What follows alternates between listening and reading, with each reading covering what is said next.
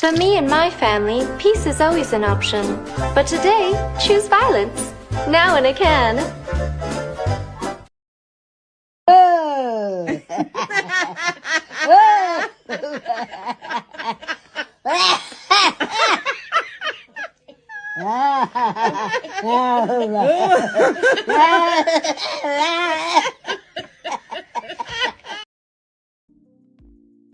Look at you being all awake and stuff. You're reading words, and you probably aren't even stabbing anybody right now. You deserve a coffee, you little ray of sunshine.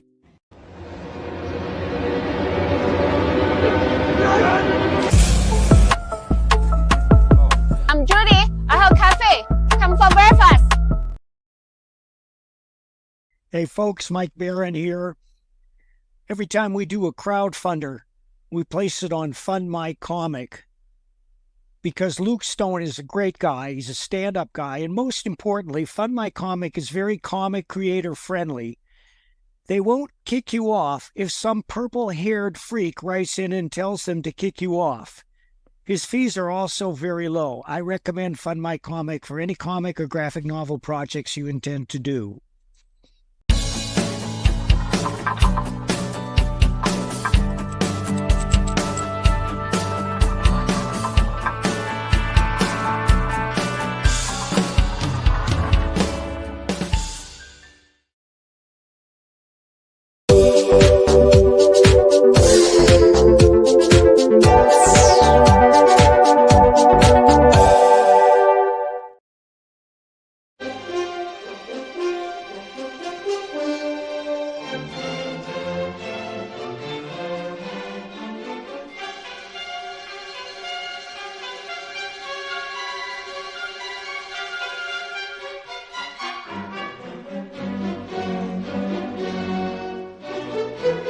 In the middle of the night, or early Friday morning, depending upon where you are in the world, a group of experienced comics professionals get together to examine and instruct about the art form that they love. That's great comic artwork on Comics by Night, Fridays at 5 a.m. Eastern, here on the Indie Comics Network, indiecomicsnetwork.com. What was that? This is not a charade.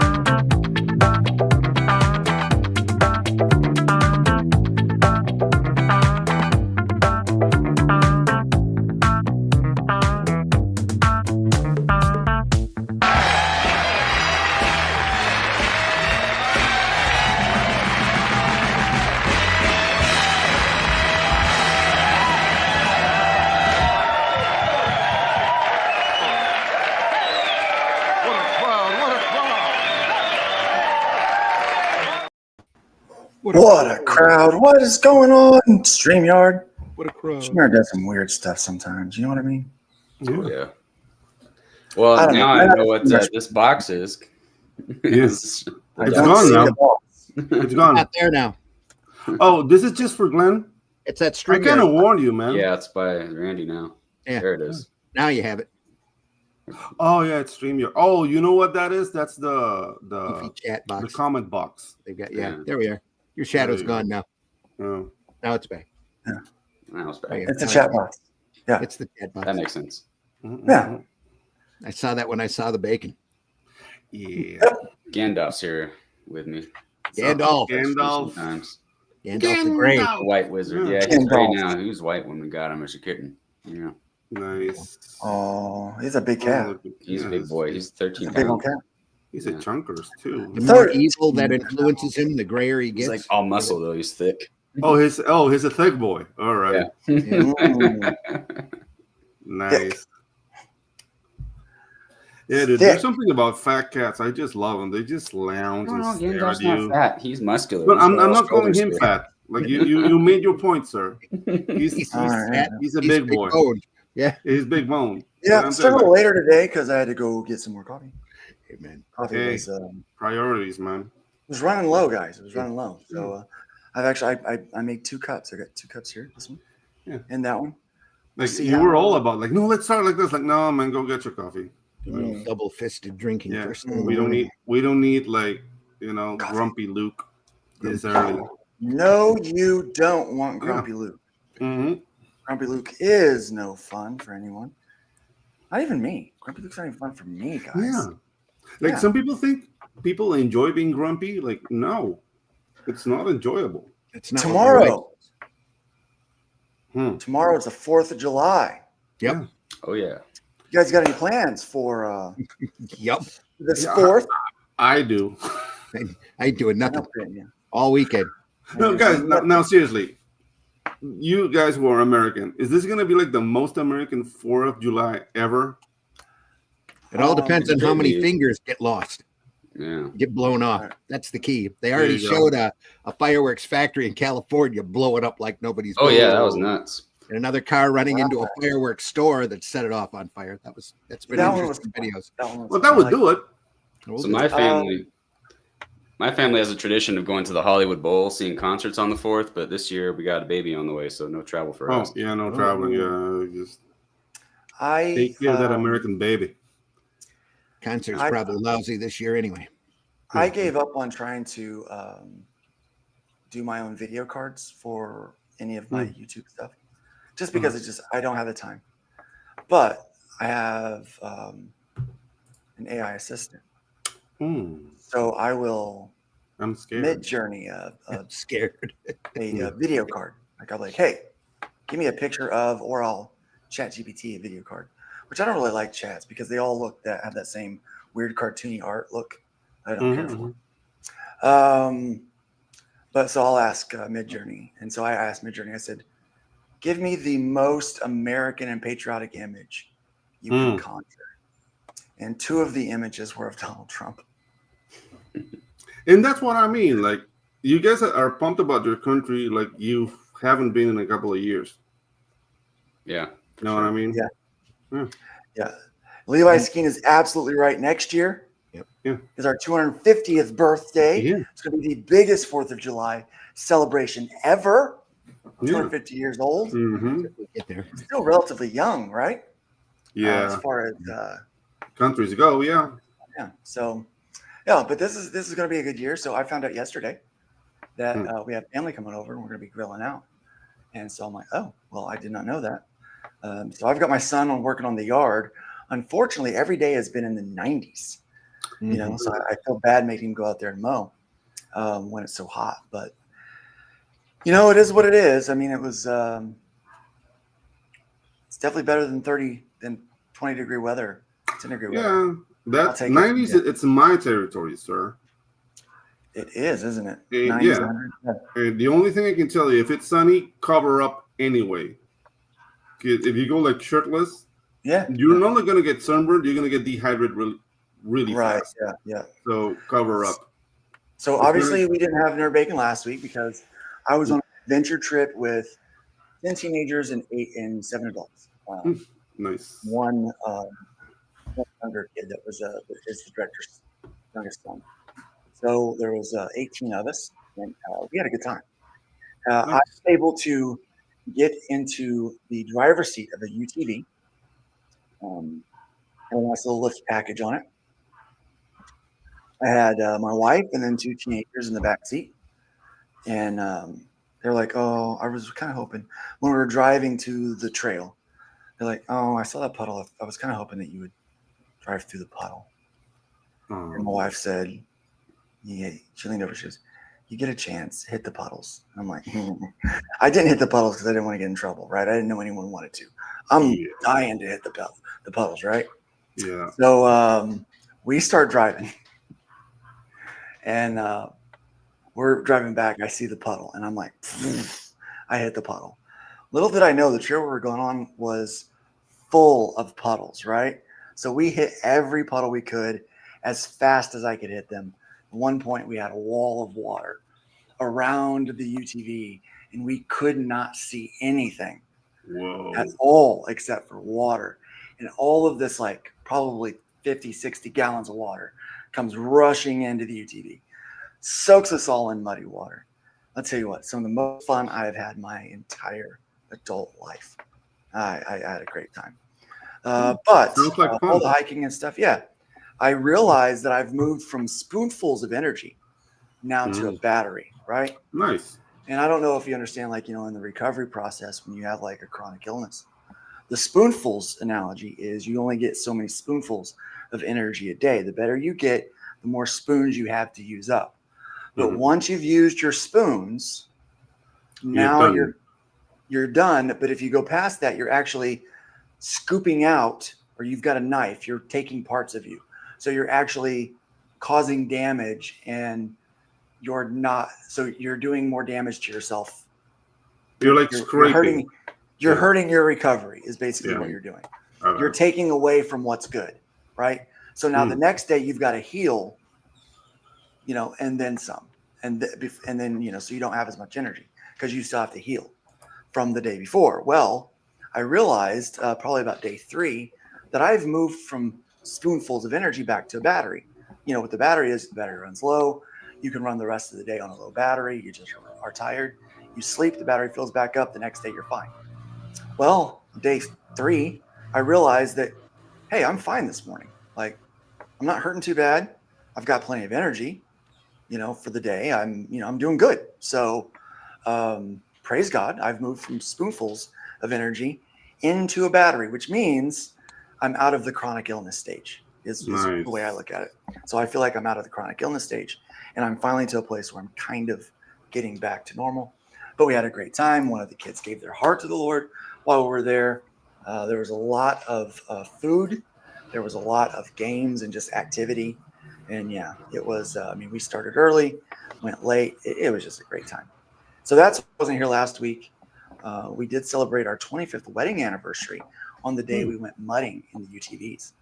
So that was also a really fun way to celebrate 25. So we had a good time. Had a good time. And this week, you know, we're here. We're celebrating the birthday of our nation. We're excited about that. Yeah. Even celebrating it with some of our foreign friends like Pedro, some of our neighbors. Yeah, neighbors to the south. Well, the thing is that we already have Rubio, Hexeth, and your secretary lady in the country in the last couple of months. Yeah. So we kind of feel American now. Yeah, how are they doing over there? Well, you guys don't leave us alone, so that's new. Look, we like you guys. Yeah.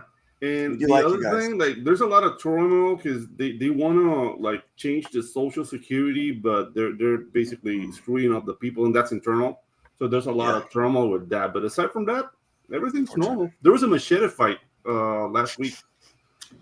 Business as usual. We're back. Yeah, two retired hookers fighting over land. It was nice. It was nice. It was colorful. The police came in, and they said, "Nah, we ain't touching that." Sounds like Los Angeles. Yeah, there's a thing that goes down here. Like, when like farm owners get really old, they get rid of their wife. They just kick her to the curb. She goes with family, like whatever. And then he will start like going out with a retired whore from a establishment called La Florida, which is like in the Pan American Highway. So basically, when those ladies, because I don't want to say the word over and over again, hit a certain age, they retire their parts from that, and then they became farmers' wives.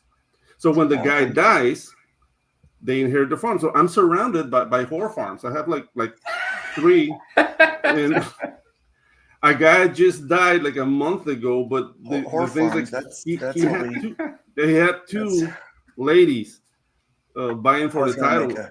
And then they sold it with machetes. It was awesome, man. Dude, this sounds like the premise for like the next Florida Man book. You gotta get with Let's get with Mike Barron. Yeah, we closed down one of our whore farms here in the U.S. The Nickelodeon studio in Florida closed its stuff. Yeah. They were working. Oops. Yep. You knew what I was saying. You know what I'm getting at, right? Yep. Yeah. RJ, Mr. Fireman. Yes, sir. What are you doing tomorrow? Tomorrow, I'm just gonna be prepping the nursery. I've been working on that. Got it all primed. So this is ridiculous. I had bought my house from the previous owners were an attorney and a private investigator, and they did not know how to do like anything with their hands at all. Okay. So like there was this like 1/4-inch wood molding around around the top of the walls here. In this other room that I'm working on, it's going to be the nursery. They put wood glue behind it and then like a nail like every inch. We could have just done like 3 nails and been fine. Yeah, so then I had to overkill. Yeah, I had to peel that off, get a blow dryer, heat it up, scrape it off with a putty knife, texture the damage that was done, get all the nails out, put primer on. I finally got all ready to put the paint on, and we're good to go. They don't understand how wood glue works. Yeah, how nails work. It's not how any of this works. That amount of work sounds like a modern date. A modern date? Yeah. Spending a lot of effort. For some trim. Yeah, exactly. For a little bit of shrimp. Aesthetics. Yeah. Aesthetics, people.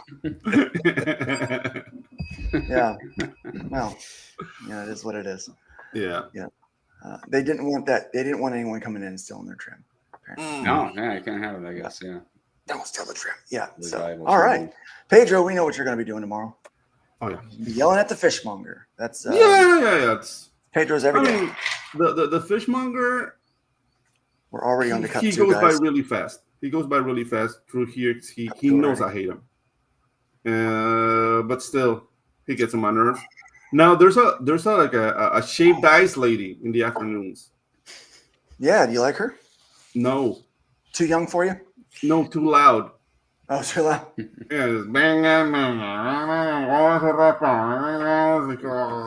And she's scaring my goats. Your neighborhood scaring your goats. Yeah, as well it should be. That's a Panamanian problem right there forever. Yeah, exactly, dude. I have 2 goats. They're going up. Yeah, they're going into the grill in November, I think. And but grill, huh? Good. Goat tastes nice. I need them to have a calm life. Because a nervous goat gives you gamey meat.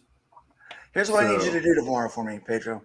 What's that? I need you to eat a hamburger. You got those, right? You got those. Yeah, we do. I know you've got those. Eat a hamburger and blow something up. Oh, okay. Yeah. Right? Just doesn't have to be big. Just small. A little can. Yeah. Put a little can with some stuff in there, little fuel or whatever, light it, blow the thing up. I do have a shotgun. Even better. Yeah. Yeah, even better. Put a little thing there, shot. Bam. Yeah. Yeah. That's what I need you to do, right? I mean, this should be an American test. I have a shotgun. I run out of birdshot. So all I have is buckshot. Right now. Buckshot. So yeah. Whatever's getting hit with that's going to be demolished. have Oh, yeah, boxes you for a shot can't that I buy. lost somewhere in my Deer house. slug. Yeah. Ooh, the slug. Of course, that does make the shotgun hit a little harder on the shoulder. Yeah, dude. But the thing is, like, you can't buy slugs down here. Slugs are only like military and police. Like, if you go to the to the gun thing, the only thing you can get is like 0.00 buckshot. That's like the highest you That's can. why I freaking love America. Yeah, exactly. In America, Hardly you can get like anything explosive. to us, you know? Yeah, the range I go to, if you bring a shotgun, they only allow slugs because they don't like the ricochet from the shot. Yeah, and you might not get them with a buckshot. Like a slug, you have to hit, like you have to be a better shot. You shoot for the heart, but it's guaranteed to kill that thing. Oh yeah, dude. Right? Yeah. So that's like getting healed. What we would have is we would have bad shots hitting with buckshot, and they may survive, but now you've got a wounded deer that goes out and dies somewhere. It's inhumane. Buckshot. Yeah. Yeah, it's inhumane. inhumane. The thing is, like, I don't hunt. Like, this buckshot is for security only. So if I'm shooting that, I'm gonna be really close to the target. So he's gone. Your shotgun is in your guitar case? No, I wish. Desperado. You know, I'm gonna buy a guitar case just for the shotgun because that would look really cool. But no, it's safe. It's next to my machetes and I have an axe. Our chat. Yeah. Let's see how our chat's doing today. This morning we got Glenn Fleming in the house. Yeah. Welcome, Glenn. It's good to have you here. We've got the Creatorverse. Creativity. It's in the house. Bacon sizzling in the morning. Yes, it is. Dr. Mask is with us. It's good to see you there. Here's Pedro. He's in the chat and on the panel. Great to have you here, Pedro. It's always great to see you, Pedro. Yeah, we've got ha ha ha ha ha. You don't have a God in the house. Good to have you. That's a happy name. Yeah. I'm surprised Luke is streaming because Diamond got all his monies. Oh wait, that's mainstream. Yep. No, Diamond. We are going to talk about Diamond today. Sure we are. Oh my God. Are we going to talk about Diamond or Dynamite? A little bit. Let's keep it on the down low. Man, it's so good today. We missed so much in the last 2 weeks. It's amazing. Yeah. And then we've got Randy Zim in the house. Welcome, Randy. 2 places at once. I love it when it's that. Yep. Headless Bourgeoisie is in the house. Good morning, everyone. We've got Bone over here from Pedro's channel. Welcome, Bone. Good morning. Bone? Good morning. Levi Skeen is in the house. Next year being, we said that one already. Levi Skeen. We got Gray Wolf Graphics in the house. Good to have you here, channel member. Thank you so much for being a channel member. We do appreciate you. Oh, there's my good friend Al Omega, Comics Crusaders. Hey, yo, wapa! Salute. No, that's what wapa! That's how he goes. All right, there you go. Yeah, we'll let our resident Latino. Yeah, you're going to run out of those, so I'll do that from here. We can run out. I'm not walking up to the U.S. Soon you'll just have the Irish Mexican watered down version. Yeah. Right. I don't know if you guys have seen this thing, but as soon as we finish, welcome everyone. We're going to talk about this. Yeah. I don't know if you've seen it, but it is hilarious. Hilarious. Okay. All right. So Comics Crusader in the house. Who else do we have? Dr. Mask, I've already welcomed you. We've got Katie Dids in the house. Hello, Luke. Katie. Hope you're doing well, hon. Yes, I am. I'm doing very well. I know it's random, and I've said it before. Thank you for all you do, and the Indie Comics and CG are blessed to have you. Give a great platform for so many peeps. It is my absolute pleasure to help out. It is one of the great joys of my life. Guys, have you heard about this thing called Slam Frank? Not familiar with that. Nope. Does it have to do with sausages or something? I think it's probably the wrong kind of Frank. Get ready for this, guys. So Slam Frank is a musical. Oh, okay. All right. It's a new musical. Probably about 2 weeks ago, it actually had what they call a 29-hour read, which basically that's where you get union actors to read the parts. And there's no stage. It's just you're in a room, basically. Yeah. You get 29 hours to rehearse. That's why it's called a 29-hour read. And then what they do is they just basically read it and, kind of go through the whole thing so that you get the picture of what it is. Well, they just had their read, but this has been going on for a long time. So I'm going to. My son and daughter introduced me to this last night. All right. It is, how do I put it? The most unique thing and also ridiculous thing I've ever seen in my life. And it's real, and I'm here for it. Take a look at this actress playing Anne Frank, and this one, and this one, and this one. What do all of these actors have in common? They're all white. Oh no! Take a look at this actress playing Anne Frank, and this. We're Nazis! We're Nazis! Tell me, obviously. Yeah. They didn't save. I'm sorry. So here, let me get to another. This is probably my favorite video right here. I don't know how serious this dude is. I think this dude is trying to get a musical. No, where's he at? Come on, where's he at? Okay. Oh. So yeah, I just got introduced to this thing. Uh-huh. And it's quite interesting, but I am done.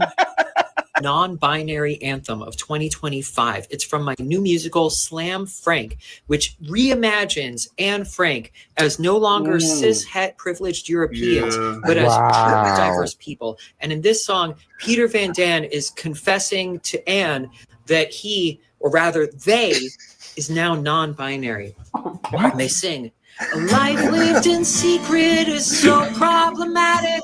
My tears pour as if from a faucet. So while we're still stuck in this attic, I've got to come out of the closet." Now, moving on. No. No, stay in the closet. Stay over there. Oh, no. Dude, there's such like a shift in the culture right now. Like I was listening to like a pretty liberal comedian last night, and they were saying like this is like a pretty hardcore feminist, Elijah Schlesinger. I think. Yeah. But she was saying like, yeah, you've never heard someone say like patriarchy and then wonder, I wonder what else they have to say, you know? Yeah. Right. Yeah. Yeah. People just tune out when they hear that stuff now. Hey, they seem pretty. They seem pretty smart and reasonable. Right. Yeah, Right? That's a solid argument. Yeah. Oh, dude. Anne Frank. It's a name that all this of us video know. It's a is tale the one I as was old as introduced to time. last night. Well, it's not even a tale that's 100 years old, This but is it the seems as old chronic as time. gamer. Anne Frank, small little Jewish girl living in Amsterdam, forced to hide in an attic from big mean men coming to put her in summer camp. I'm just kidding. Yes, friends, Anne Frank had a bad time. Oh, yeah. In fact, some people would say not fun at all. No, unless you like playing hide and seek, and she was a kid, which means she liked playing hide and seek. Actually, it might not have been so bad for Anne Frank. Once again, I jest. But you know what? You know what the story of Anne Frank doesn't have? Big booty Latinas. What if Anne Frank, rather than being a small little Jewish girl, was a big booty Latina? If, like me, you're excited at this possibility, well, have I got a musical for you. Introducing Slam Frank, the reimagining of Anne Frank's life story. Buckle up, Buttercup. This is a wild ride. In 2022, the internet asked a long overdue question. Did Anne Frank ever acknowledge her white privilege? And this is a very serious content warning. We are about to discuss racism in the publishing industry. Only a few years after she perished at the Bergen-Belsen concentration camp, Anne Frank's diary was published. Despite her being a complete unknown as far as authors go, her book was still able to be published within a year of its being shopped around. Here I am with the 1952 edition. Following the racial reckoning of the 2020s, netizens started questioning why her diary was a bestseller and others weren't, while marginalized people asked why they are forced to go through the emotional labor of empathizing and sympathizing with somebody who had so much privilege relative to them, while still others shone a spotlight on our school curriculums, which give undue privilege to Holocaust victims over victims of other genocides. And after years of writing and rewriting, we are ready to give to you Slam Frank, a new musical. That's right, ladies and gentlemen. It's time. Okay. Dude, this would have never happened in the 80s, and you know why? Because there was bullying. We have to bring bullying back. All right, so you need to Tell me this guy's view a troll. this through the right lens, okay? You're experiencing exactly what I experienced as I was watching this video, right? What the heck? Like, what's going on here? This is ridiculous, right? So as I'm watching this video, I'm feeling the exact same thing you are. First off, that people would even articulate that Jewish people during the Holocaust had privilege. Like, how freaking detached and sociopathic are you that you somehow think that you are, you know? Yeah, but you gotta be a narcissist to believe that. Like, I got to worse than Anne Frank. Welfare check. Yeah, but look, my welfare check. I'm oppressed. Look, from my point of view, like that guy is using people who look like me as an excuse for his jalopy, and that's unnerving. Because I don't think I had it worse than Anne Frank. Sorry. Here's a white guy. Right? Yeah. Here's a white guy, right? Who is making the most diverse version of the Anne Frank diary. Right? But wait. At some point in this video, you're going to see this and you're going to be like, oh my gosh. And it's all going to come to full fruition. Okay. Because the whole time my kids, all my son said was, Dad, this is real. They're taking it to Broadway. This is real. This is a real musical. It is diverse. It's inclusive. Right. And he was grinning at me the whole time. So I was like, what are you talking about? Like, why do you sound like one of those weirdos? Here's why. Just keep watching. Time now for Anne Frank to acknowledge her white privilege and take a step out of the spotlight. For too long has this been an exclusively white thing. It's time to get some other races in there. Yeah, Bob agrees. Feeling this song from Mayan Frank Musical. Me llamo Anita, escribiendo en diario. I never could have envisioned that this scenario would happen in cycles, as victims find themselves addicted to these vicious spirals. But hey, what do I know? Yes, friends. Are you surprised? I too was taken aback. I find myself asking the question this commenter asked, why would she speak Spanish? Also, S7AGV says, hello, I am a Latino, and I am deeply offended by this entire concept. Well, he's Jewish. So, oh well. I largely owe my moral fibers to the barrio. They make hearts strong. Barrio. That's cardio. Now we didn't even jog our memories. Seems we got so caught up in identities that it brought greater enmity. And now we're seeing enemies where there's no enemies. That's where incentives lead when you're on separate teams for several centuries. The social climbers of each chosen tribe conspire, displacing their rivals from these places with rifles. It's primal. They say that that's the way these stories go. Wish I could rewrite every storybook before we go. In spite of everything, I still believe that people are good. If I could say that, maybe my diary should. Ladies and gentlemen, my gay is starting the show because I'll be on. Dude, he's actually really talented. I mean, who? The guy that's writing this music. I don't know, man. Like, is it a parody? I still understand. I think he's a Hamilton wannabe. But you know what I'm starting to hate? You got to keep watching. Okay. Like, I'm telling you. This is turning into a task, Luke. I'm just saying. Yeah. You're going to be. I want this musical to happen. It's more than anything. It's making fun of the mentally ill. Yeah.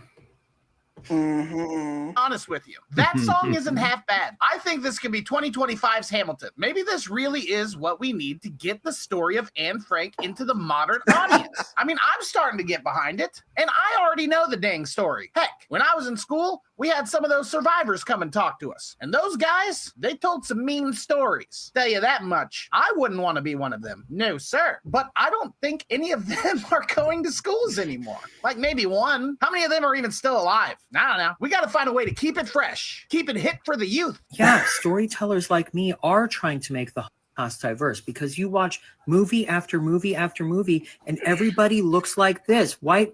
The only color in the whole thing is this girl. Like, how are people supposed to gain insight into other people's experiences if they don't see people who look like them? Here in the world of anti-racism, we talk about doing the work, how important it is to do the work of anti-racism. And I think you haven't been doing enough of the work. And the work is what's going to set all of us free. Let's. I still can't tell if this is real or not. This is pose law, What, man. what do you think? What do you think from that post that he made? I can't tell. The only color is this girl. Dude, I really want to slap that guy. Just saying. No, at that point, I was like, I looked at my son. I go, he's a troll, right? Yeah, like the producers. He's like messing with us, right? Yes, he's trolling everyone, right? The Springtime for Hitler is that's a song in the play, right? Yeah. But because the world is the way that it is, right? Because it's like, no, this is real. It's a satire. It is a satire. They have officially said that, right? But because the world is the way that it is, no one can stop this machine of Slam Frank because it's diverse and inclusive. It hits all of the boxes. It does all of that. Right? I was just thinking, like, if this was like if Mel Brooks was young, like this is exactly the kind of thing he would do just to mess with us. This is exactly what he would do, right? This guy is unknown, but he does write musicals. Like, this is what he does. He's a playwright. And I'm like, at that point, I was like, he's trolling all of these people on the internet, isn't he? He's trolling everyone. It was a joke to write this musical because of people saying stuff about the Holocaust being too white.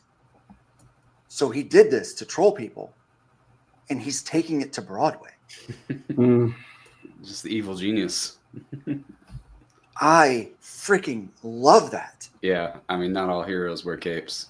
Right. Get down to But it gets better. business to defeat racism. No racists. Try, my friends, not to have a brain aneurysm. Yes, I encourage this. This is how we do it. This is it. This is how we beat racism. Anti-racism. Putting in the work to do anti-racism. Put in the work. It's genius. Anti-racism. Being racist against racism. I've done it. I think I've just written the non-binary anthem of 2025. It's from my new musical, Slam Frank, which reimagines Anne Frank as no longer cis-het privileged Europeans, but as truly diverse people. And in this song, Peter Van Daan is confessing to Anne that he, or rather they, is now non-binary. And they sing, oh my God, this is going to be good. A life lived in secret is so problematic. My tears pour as if from a faucet. So while we're still stuck in this attic, I've got to come out of the closet. Wow, this musical has it all. Big booty Latinas, gay Peters. What's next? I mean, honestly, what's next? I don't know. I feel like Jack Skellington seeing a snowflake for the first time. I'm like, ooh, what's this? There's magic in the air. This is another sneak preview for my Anne Frank Afro-Latin hip-hop musical, Slam Frank. Here we go. Afro-Latin, man. I get it now. It's like slam poetry. Now you get it, right? Now I think it's genius. I hate it. Because he's not making fun of Anne Frank. No, he's making fun of us. He's making fun of her culture. Yeah. Anyone that would say that she had privilege. Dude, that's the whitest merengue riff I've ever heard in my life. This man is extremely talented. Probably Props why for it's props are so due, highly my brilliant. friend. My God, I'm impressed. Me amo Anita, escribiendo en diario, straight from the barrio. I ain't sorry, so if you don't know Espanol, you'll hear no sick flows. Listen, gringos, I speak the lingo of my ancestors. Mi abuela y abuelo. I used to lay low till abuela said to say no. And now I spread it thick like queso. Yeah, I say so. Make the white boys pay me pesos. Holy macaroni, Batman. He's got bars. The music in this is actually good. I'm not a big musical guy. If you've been to my live streams and seen alt post donations. All right. Part of the brilliance is like people think like ICE deporting like criminals is like you know the same thing as yeah teenage girls, you know. It's on so many different levels with this yeah thing. So yeah, this guy, I was introduced to this yesterday, and I wanted to share it with my audience. Wanted to share it with my friends this morning. Yeah, you so just that want you to guys spread can the get on pain. board with this. Yeah, you want to spread the pain. That's what you're doing. This is genius, man. It really is genius. You would hope like this could be the thing that like marks. We know the tide has shifted, you know, But this could be the thing that's like going to be the marker when we look back. Yeah. Slam Frank was the end of that crazy era. Right. I feel like this is like the punctuation on, look, enough is enough. Right. Mm-hmm. So a guy actually went and reviewed it. He saw it and then he did a review on YouTube, and he was like, it doesn't give a message. It basically just says that when the oppressor stopped being oppressed, they start oppressing someone else. It's like it just goes in cycles. Yeah, it's history. It's cycles. It doesn't offer a solution. It just basically points out how everybody is bad and stupid, and this whole thing is ridiculous, and that we just need to, it's just that it's basically turning the mirror around and say, look how dumb you are. Basically, is what it is, right? And which we need from time to time. Which is the best thing about satire and parody, is it shows us how friggin' ridiculous it could be. Yeah. And so that's really what the whole thing is. And the guy said, apparently Trump is in it somewhere. And so the whole concept of the play is that it's a guy, it's a local theater guy it is the producers, basically. It's the producers. He's trying to put on the wokest version of the Anne Frank story that he can. And so it just gets really ridiculous. Apparently he made a character, a trans woman in there, and the guy that was reviewing it had a problem with that. He was like, well, it's just going to think that, it could imply that trans people are sociopaths, and I'm like, maybe that's exactly what we're trying to imply, right? Like maybe that's like, maybe that's the message that's hidden, beneath the surface here, some of the things. But so I'm for it, I think. But I think it is a big culture switch that we're seeing. Things are just starting to change. And that's a good thing. That's a good thing. And but Glenn, he's not making fun of Anne Frank. We all know that what happened to the Jews and to Anne Frank. Not funny. Dude. Not funny at all. But what is funny is making fun of these people that said, when's she going to denounce her white privilege? What? She was Jewish. She wasn't. What are you talking about? Right. Like, you guys are morons. Yeah. She was a little girl that had to hide in a closet, attic. Yeah. In an attic. No, dude. Her whole family lived in an attic for the whole. Yeah. Two families. If you guys want to hear some like inappropriate stuff, go check out like Argentinian Barras Bravas songs and get a translator. Dude, that's inappropriate. Just oof. Yeah. I can't even try to translate anything. Like the channel will get struck. So Slam Frank. There we go. Yeah. What a story, Mark. Guys.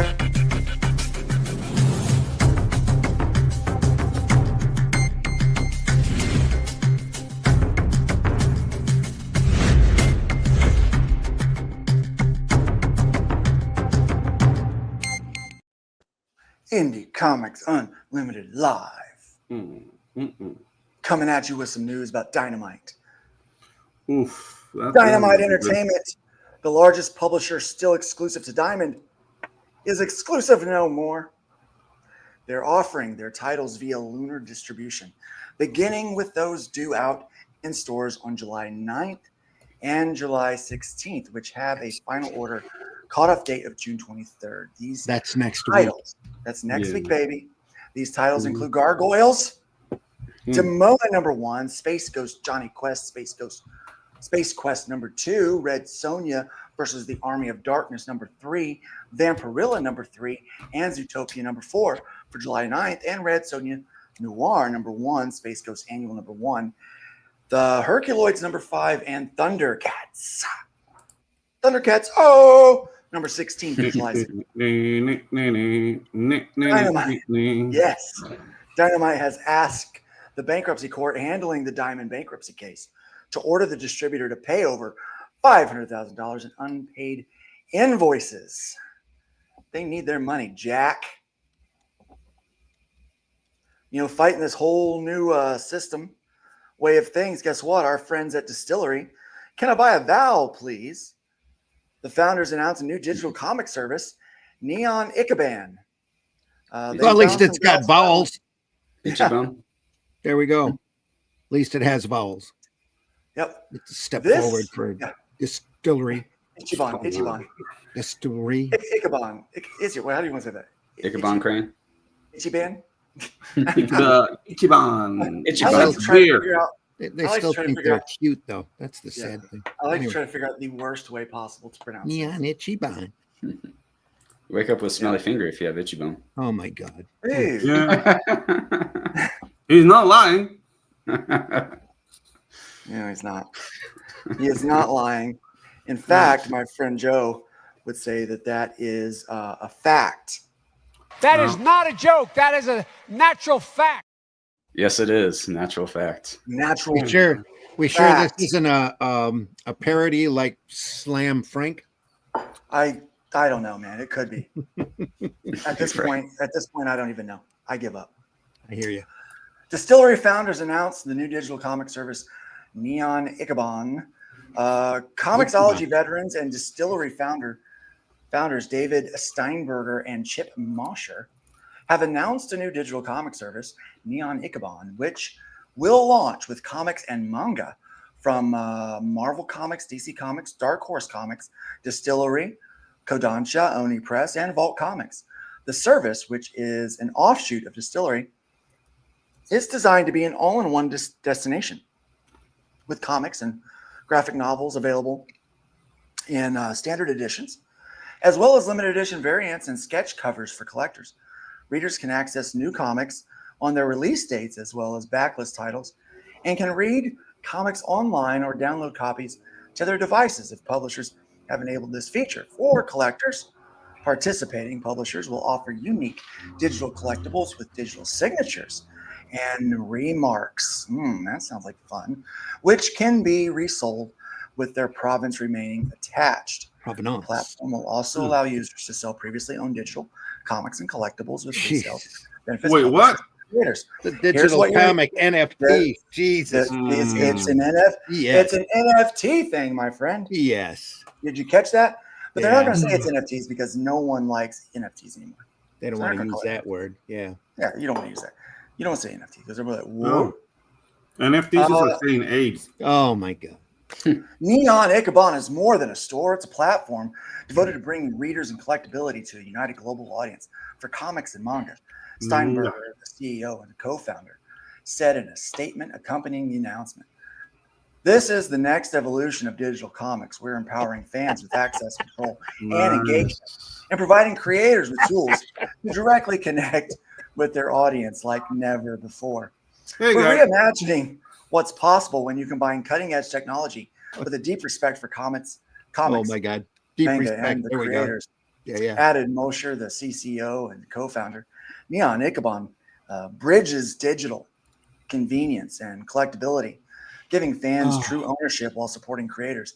This isn't just a revolution for comics, it's setting a new standard for digital content across all media.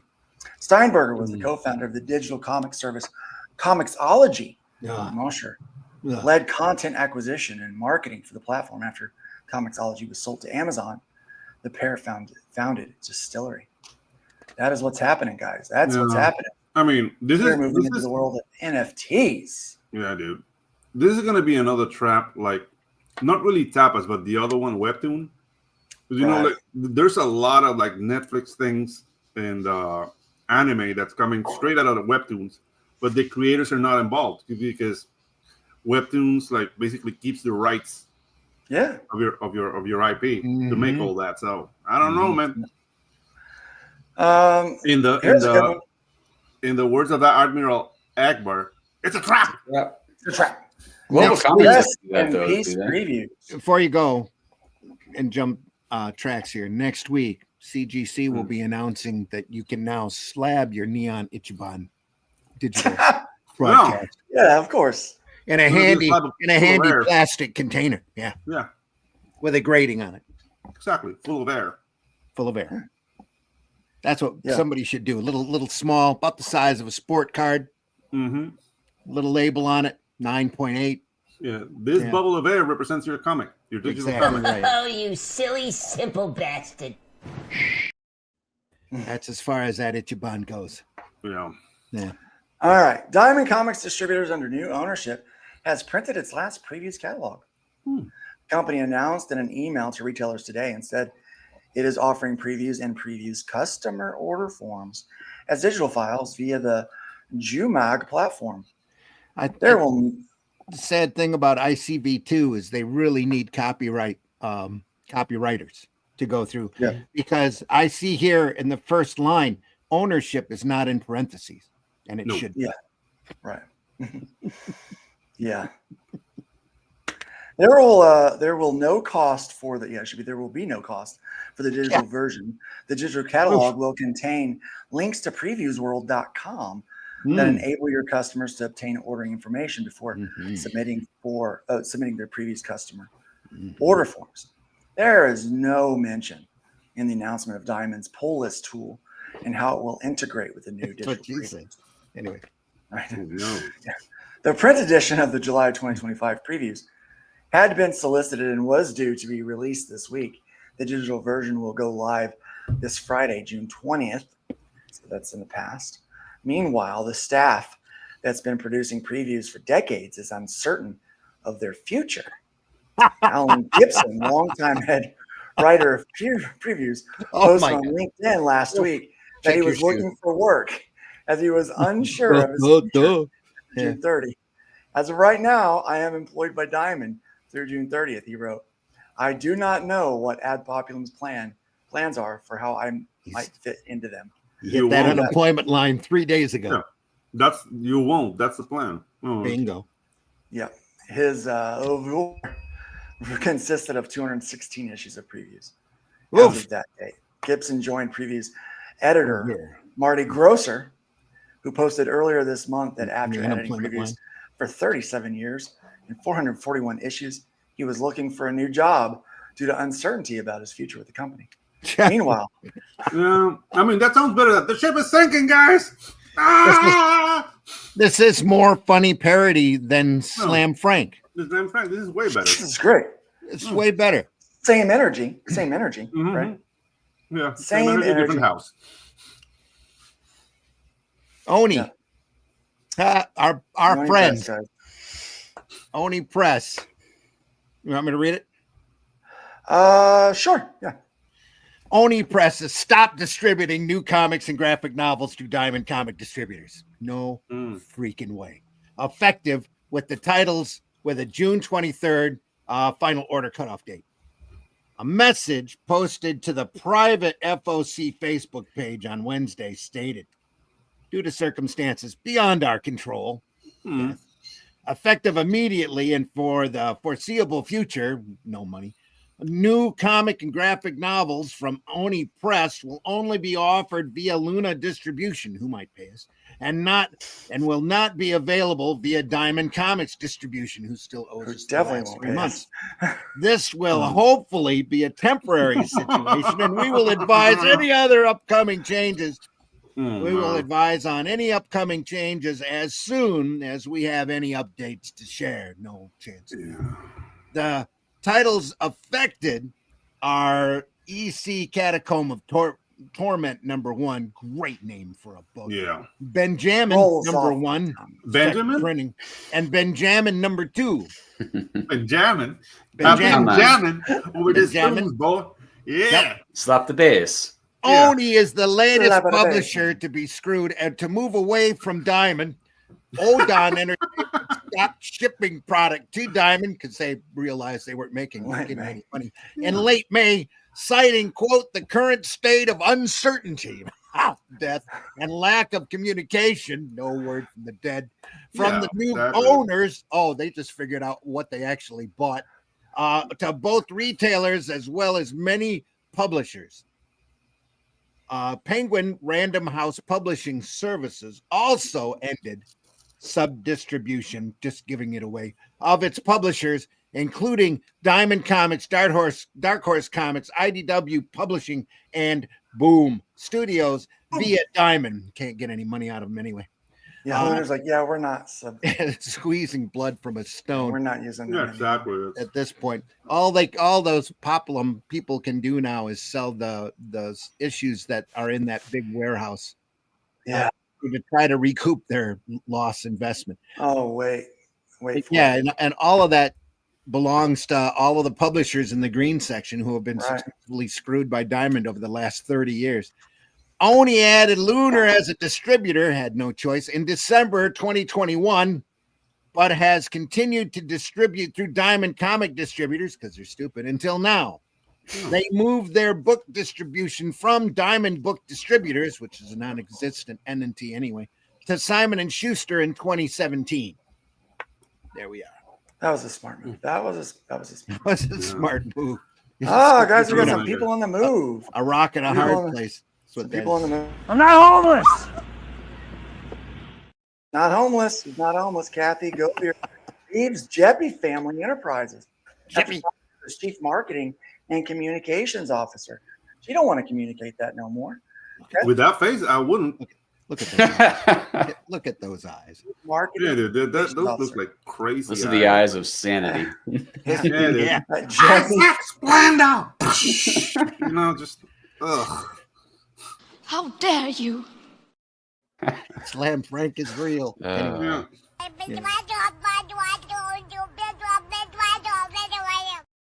Makes more sense. Yeah. She has left. As opposed her to right. position as Chief Marketing and Communications Officer at Jeppy Family Enterprises, the parent company of Diamond Comic Distributors and Alliance Game Distributors. Effective June 13th. She came to the company in March of 2020. CEO Steve Jeppy told ICV2 shortly afterward, all of my companies will be part of Kathy's responsibility. Oh, not just in their individual worlds, but collectively to the bigger world. Oh no. Poor Kathy. Well, they took everything salvageable from Diamond and they put it under the umbrella of Jeppy Family Enterprises. And then now they took this employee to run it. Go ahead. Yeah. Sorry, Pedro. Now I get the face she's making there. Yep. What the hell am I doing here? Help! That's the face of desperation. Yeah, dude. I'm so happy. I'm sorry, poor Kathy. lady. That poor lady. I'm sorry. Here in Michigan, on our roads, we frequently see this on the face of a deer. About ready to get hit by a car. Yep, that's basically that same what look. Is, right? It's that same look. Anyway. Oh man. That turned out to be a big responsibility as the COVID-19 pandemic brought serious disruption to the company and the comic industry as a whole. In a statement announcing her departure, Govia said, yeah, she came in at the wrong time. Through it all, I am proud of what my team accomplished. We grew alliances, bottom line, launched new e-commerce platforms, produced more than 60 previews catalogs, and did everything we could to keep the business moving forward, even as the ground kept shifting. She means falling out from underneath her. I have deep respect for my team's grit, commitment, and creativity. She's like, we've got to polish a turd, folks. This BS keeps piling up. I'm going to have to switch stools. Dude, I'm just imagining like Kathy like playing the drum on a Viking. Oh my God! On a Viking ship, and the slaves just going.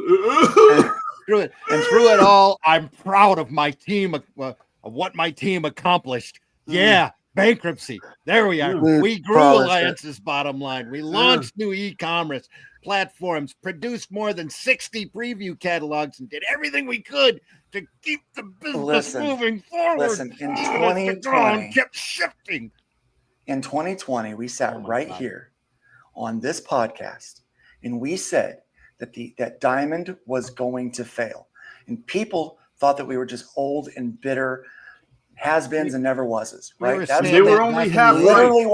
That's literally what they called us. It's really what they said. When Top Cow abandoned ship for Capital City, that's what we all knew what was going on. We said, look, what's happening. It's just been a slow death of 30, 40 years. When Aftershock could not pay their creators because they were not getting invoices paid by Diamond, we knew back then this was the writing on the wall. We knew it. We said it, right? That's when she came in. So the failure of Diamond is not on her. She and her team had to try to save face. They hired someone to try to help the company save face. She had to. Her job was to every day go out there and lie. The continual erosion about Diamond. Now I understand the face. The continual erosion of the industry is Diamond's responsibility. It is. Diamond did that. Diamond did that. The Jeppy family did that. She was part of Diamond after the bug. Yeah. Captaining the Titanic. Yeah, she got hired to. Pardon me if I'm not understanding this correctly, but she was brought in because Jeppy retired. Probably, yeah. So she was brought in to keep the ship afloat. Right. Do your best. Oops. Make it happen. Or at least conduct the orchestra on the Titanic. And now this is her. This is her golden doorway. This is her failing upwards into Jeppy Family Enterprises. Did Biden teach her that? Falling upstairs?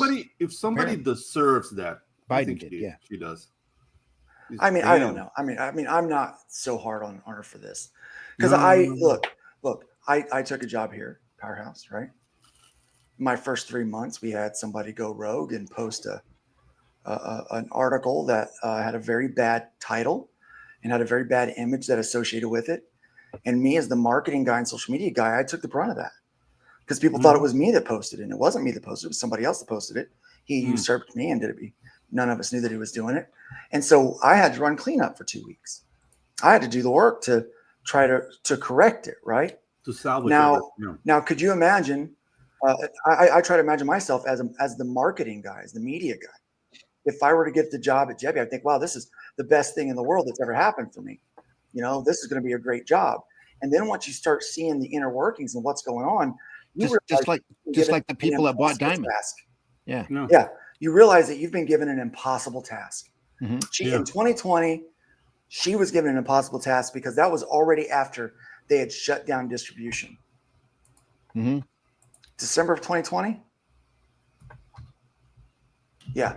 She was given an impossible task, so I'm not. Wasn't that just as it was going on? That was right in the middle of it, right? Yeah, right in the middle, I think. Yeah. Well, no, I think everything shut down in April. In like January, February 21, right? Yeah, it was in the spring of 21. No, it was March of 20.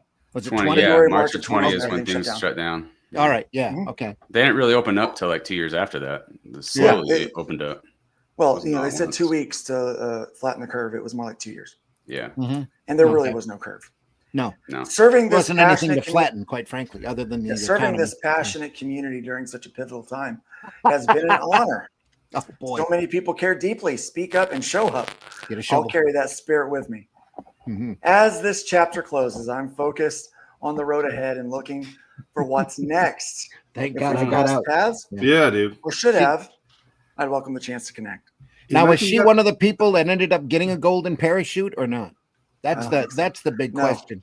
Because Diamond finagled their bankruptcy so that all of their people got big bonuses. But and the green section was left out to dry. She's with Jeppy. She's not with Diamond. She's with Jeppy. No, she was with Diamond, though, when Diamond shut down. Now she's jumped over to Jeppy, right? No. She was Jeppy. Mm-hmm. She was always part of Jeppy Family Services. And what is this article about? The chief market, because she's moving on. She's moving on from the Jeppy Family Enterprises. Yeah. Oh, okay. She quit. Yeah. Okay. She resigned. She's like, I'm out, guys. But you know what this reminds me I've had of? enough. Of a catch-22 situation. Damn if you do and damn if you don't. Because a guy got caught up spiking his dates drinks with Viagra to see if they get boners. If the lady got a boner, because you never know these days. Now, is that? I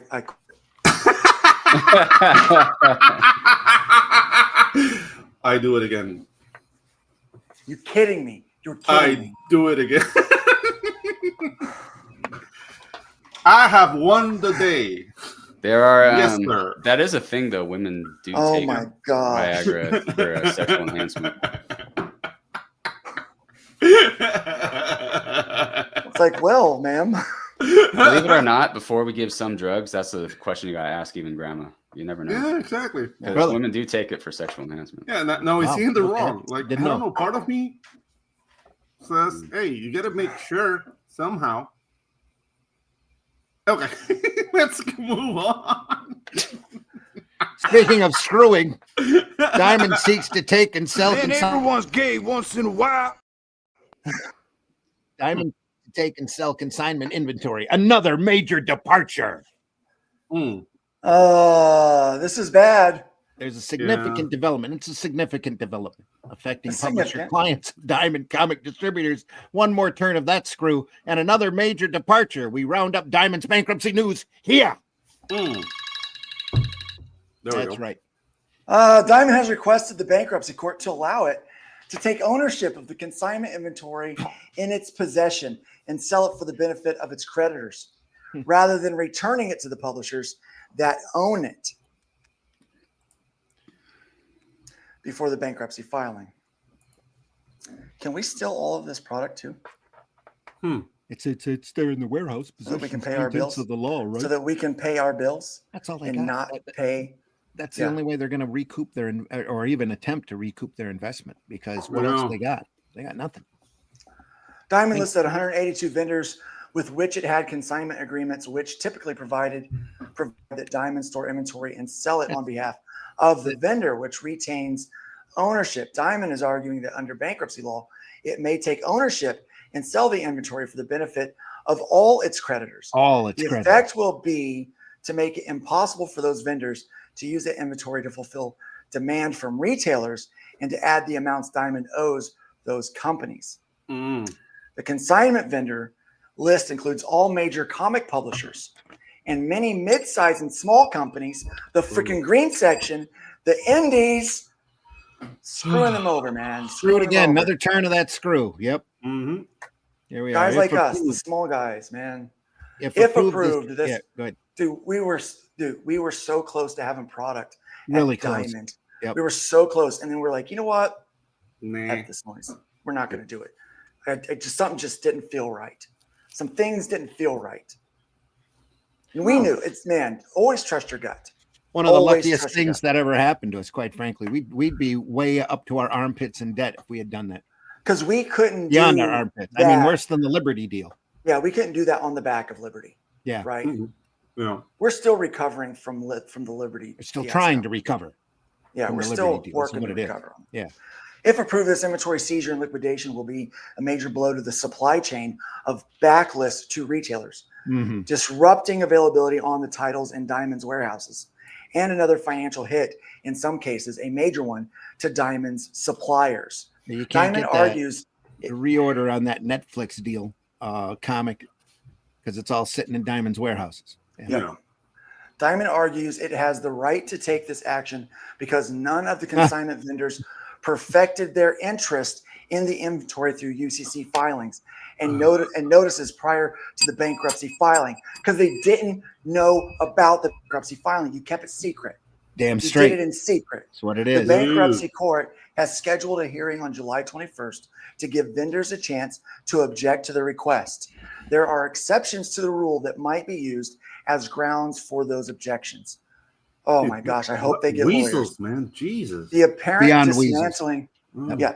I mean, well, what can you do? They picked up a company from a bunch of weasels, and now they're stuck. It's the worst. Yeah. The worst kind of people. Mm-hmm. The apparent dismantling of Diamond Book Distributors continues with the layoff of Vice President and Client Services Emily Botica, which will take place this week, according to a post on LinkedIn. That was It last is with week. great sadness that I share the news that I will be leaving Diamond, with my last day likely sometime next week. Botica posted last week. Over the Emily course of my Botica 18 sounds like years a with big Diamond, booty Latina. Let me check. Check her out. I thought it was close to Bodega myself, but that's over the course of Fitting my name. 18 Your name's years your destiny. with Diamond, it has been an honor and a pleasure to work so closely with so many amazing people and companies. Got to get that. The taller first stool steps again. in that process were taken in May when Vice President, Sales and Business Development Rich Johnson and his sales team were laid off, and some of the first actions taken after the sale of the company. Is that the same Rich Johnston from Bleeding Cool? That's the one. Yep. Really? It's the same I guy. think so. Yep. Rich Wow. Johnson. So he was tied into Diamond then. Yeah. Botica has been at Diamond Book Distributors Big for dick. over 18 years and in her final position for over 7 years. Oh my gosh. Hard to That's a hold. long time Hard to to hold hold a final single position. position for Worse. that long. Yeah. Especially Worse when and you're being worse. screwed. I just checked her. She's not a big booty Latina. I take that back. Okay. No. It's doggy. Yeah. Here's some good news. Alliance Entertainment announces 2 exclusive distribution agreements. Look, they got Alliance is doing some stuff. Doing collectible merches. They Alliance backed out of that Diamond deal. They weren't part of that. Now right? they're getting some of the deals. Alliance Yeah. Entertainment moving to expand its move into collectible merchandise after hiring 7 former Diamond comic distributor staffers Why buy has the announced company 2 and just buy their exclusive people? distribution agreements Yep. with makers of licensed collectibles. Look at that. Lions Entertainment will be the exclusive North American distributor of premium collectibles products from Master Replicas. Ooh, good. Nice. And the companies announced Master Replicas license include Blade Runner, Dune, Nice. Foundation, Doctor Who, Stargate, and Mass Effect, among others. I have a great Master Replicas. Have you guys seen the Foundation series? I don't know. It was on one of the streaming channels. Amazon. It's on. They're not Amazon. It's on. No, it's not Amazon. Apple. It's on Apple TV. On Apple TV. Yeah. Well, it's on Apple TV, unless they sold the viewing rights to Paramount. The ship design is very interesting in that series. I've heard mixed things. I decided it's not that check good. that out. It's not that good because Foundation is a very cerebral book, and they try to make it like an action-packed thing, and it doesn't lend itself to that. Well, so plus it takes place over the span of multiple generations. Yeah, and that's kind of hard to do for TV. Yeah, it's thousands of years. So they're trying to make it like action-packed, and that's why it's a little bit jarring. It's kind of fun. It's kind of fun watching if you've read the books, though. Yeah, because they're literally squeezing all of this stuff into a very small space. Yeah, and adding their DEI messaging at the same time. Yeah, that doesn't work if that's what she said. Yep, they did that. That's pretty much what it is. Squeezing it. No good. That's no good. It's like toothpaste. Yep, exactly right. Man, that whole diamond thing, man, like trying to steal. Just one group of weasels after another. That's all it is. Yeah. Here's what Alliance has to say. And everybody's seeing who can backstab the next guy the most. Yeah, it's you know what, and it's really that way in the comic business too. It sucks. It's These pieces are more than collectibles. These pieces are more than collectibles. They're celebrations of iconic franchises. Alliance Entertainment SVP Collectibles Tony Moyer said in a statement accompanying the announcement. As a longtime Trekkie, I'm particularly excited to share their new range of 4.5-inch Star Trek action figures along with the Star Trek Libraries series. Just in time for them to introduce a 3-inch Star Trek action figures coming next year. Check this out. Alliance has also extended an exclusive relationship with Weta Workshop, makers of collectibles featuring Lord of the Rings and Lore Olympus, among others, the company said. That's what everybody wants. They're doing good. Off Lore Olympus. They do. I mean, Lore Olympus sold really well, right? It's a good book. Yeah. It's a mythological romance title. Yeah. Guys, previews is dead, but never fear. ICP2 comes in to save the day. They were thinking about it, and then Shy, he gave him some inspiration. Do it! And they did it. Nice. Now with retailer supplier directory. And ICP2 has released the 2025 issue of Internal Correspondence Annual, which now includes a directory of distributors and publishers that sell to retailers sourced in collaboration with the Dragon's Lair clearinghouse of publishers and distributor data. The new issue was mailed to over 5,000 U.S. retailers and sent to distributors for Canada and Latin America over the past week. Ooh. Internal Correspondence Annual number 106 Caliente. Reports of the 2024 markets for hobby games and comics and graphic novels, updates and bestsellers charts on the spring season in both categories, hobby games, pick hits for the fall season, and more. Wonder who the centerfold is. I don't know, me, you. That's definitely not me. The issue also includes a free TCG card from the upcoming Lazarus Rising games, Overpower card games sets featuring Skybound Properties Invincible. Very cool, very cool. So never fear. Some people are trying to make a difference. Oh, but guess what? Things keep getting worse. You know what? Where there's a hurdle, there's somebody to jump over. Doom and gloom coming soon. Oh, hey, it's our buddy Bob, our buddy Rob. Yeah, Rob. Selkowitz. Do I get to read it? South of the earth, Selkowitz. Of course, I wouldn't pull up Rob Salke's old Salk's article and not let you read it. Do we want the angry voice? Yeah, please. Sure, why not? independent publisher, Fantagraphics Books, has seen a lot in its nearly 50-year history of unfolding situation with Diamond comic distributors under both old and new ownership, has led to unprecedented levels of uncertainty. Try to swallow that one. DEFCON 2, if not DEFCON 1, according to co-publisher Eric Reynolds. I had a chance to talk with Reynolds on Monday, June 30th, about the situation and its implications from the publisher perspective. Our conversation has been lightly edited for length and clarity because they were all speaking gibberish. Going into the start of the year, immediately pre-bankruptcy, what was the state of play in terms of Fantagraphics North American distribution? Eric Reynolds from Fantagraphics Books says, in the direct market, we were with both Lunar and Diamond, but the ratio had been moving fairly significantly in Lunar's direction. Even after Diamond filed, we wanted to continue doing business with them. Diamond could say, hey, you know, a chance to move a book. It's a chance to move a book. Right. Diamond was still functioning, and we support a healthy multi-distributor environment. That kind of follows the mouth is a mouth is a mouth concept. So, yeah, go ahead. That's right. It does, though. We have a long history. And despite the issues we had with them, they were a trusted partner in terms of the important things, like paying on time. That's kind of For the book trade, the majority of Fantagraphics business, we're with Norton. You still consider yourself to have, excuse me, that's not angry enough. Do you still consider yourself to have a business relationship with Diamond? Well, they are selling our stock, and they're not paying us. So is that a business relationship? So is that a business relationship or not? That sounds like a hostage relationship. I love this. I love this. This is pure comedy. This is pure entertainment. We're not shipping them new books, and they're not paying us. They have inventory that they don't own, that they're continuing to sell, and they haven't paid us for in, I guess now, 6 or 7 weeks. Wow. Do you still have an estimate of the total amount of inventory that they're holding, and how much of those it still doesn't make sense here.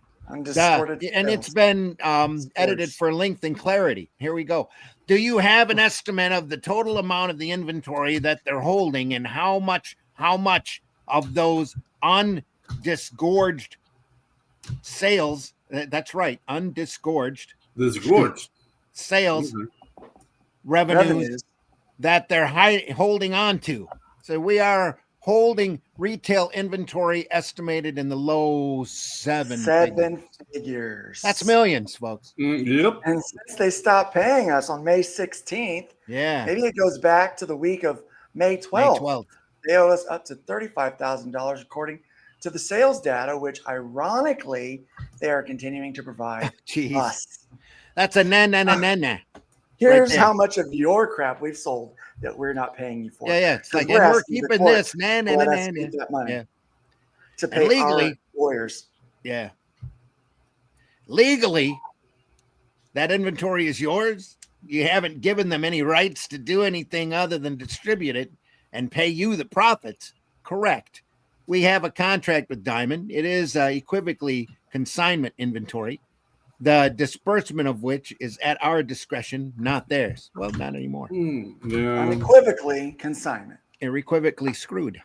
Anyway, do you think that's actually going on? What's actually going on is part of their business plan, or is it just a byproduct of the general shambles? For the first couple of weeks. Well, hold on. Bear in mind, this is released several days after the article we just read, where they said they're trying to keep the inventory that they don't own, take ownership of it, and sell it to pay their debtor. Yeah. So when this question, do you think what's actually going on is part of their business plan? You know darn good and well that this is part of their business plan, Rob. Stop playing a moron. You know it. Yeah. I would wager to guess that was not part of their business plan going in, But unlike Alliance, they went through and finished their deal before they looked at Diamond's actual books. And now they are desperate to recoup any kind of money for their investment, who I'm sure they will pay themselves first for. Because Ad Populum realizes that all of that inventory in the warehouse, they don't own. Yeah. That all this is what they paid for was a building. Yep. A building and a name. For the first couple of weeks or more, I thought it might be the latter. But at this point, it's the former. We're screwed. For example, we have a small warehouse in Seattle where we process some inventory for online sales. Sales through our bookstore and that kind of thing. We request books from Diamond through a process called NCR, National Cash Register. It's a pretty standard thing a lot of publishers do. And from the moment they told us they weren't processing NCR anymore, that was the first major red flag. Hey, you're not getting those books that are yours that you wanted. Yeah. We thought, okay, this isn't just a byproduct of a transitional phase. This is a conscious decision to hold our inventory hostage. All right. So for those that might watch this, that are watching now, that may not know or may come across this later, what NCR is, how this works is when you're on consignment as a smaller publisher with Diamond, what you would do is you would send them the inventory for them to sell. So first off, they would do the initial order, right, with the final order cutoff date. And then once that was achieved, you would send them inventory and usually send 20, 30% more inventory so that they can continue to sell that book in the months to come, right? So that initial order was paying for a greater order. And at any point, while they were holding those for consignment because they weren't paid for yet, they were just distributing them. Yep. You could fill out this form and request that they send you more of your inventory to put in your warehouse, because Diamond's warehouse is much larger than most small publishers, right? Most small publishers, when they talk about their warehouse, they're literally talking about a storage shed or a garage, right? Yeah, so that's their storage warehouse, right? That they're using. Just like so, yeah, like Liberty. So you are. I mean, this is quite honestly, like it's crazy. It's like if I would go to the local comic book shop and I would say, "Hey, can you sell my books on consignment?" They're still my books, right? They're still my books. So if I need them, I go back and I take them. But if I go back to the store and they're sold and they don't have money for me, now they've either stole them or they've allowed someone else to steal them. Now they're no longer a good business partner, which I had a comic book store that did that, by the way. We don't have record of them being sold. Well, I don't have them. You don't have them. You owe me the money because you were in charge of them. No, we're not going to pay you. Well, guess what? I am no longer going to put my books in this store, and I'm no longer going to shop here. So, I mean, lucky we had 4 or 5 comic book stores in that town, at that time in Florida that we could go to. But yes, that happens. So that, in case you were wondering, that's how this works. Terrible for these guys. Terrible. Go ahead, Randy. And you got the floor. I got the floor. Uh-oh. I didn't know I had it. They got that $45 million loan from Chase to continue operating through the bankruptcy. They gave all that away to their people. Oh no, you didn't read this. Sorry. Do you have any reason to expect that the new ownership was going to pursue anything like this? Were you expecting that knife in your back? We were concerned that they didn't have any long-term interest in distributing books or comics. That should have been a dead giveaway. But as long as they were paying us, we were giving them the benefit of the doubt moving forward. In regard to the amount that owed us by Diamond at the time of the bankruptcy filing in mid-January, that money immediately just got tied up in the courts and was completely out of our hands. But when they did that, they, the old management, were very communicative with us. They got that $45 million loan from Chase to continue operating through the bankruptcy. We agreed to a very generous payment plan, and they continued to pay us every week from mid-January to mid-May.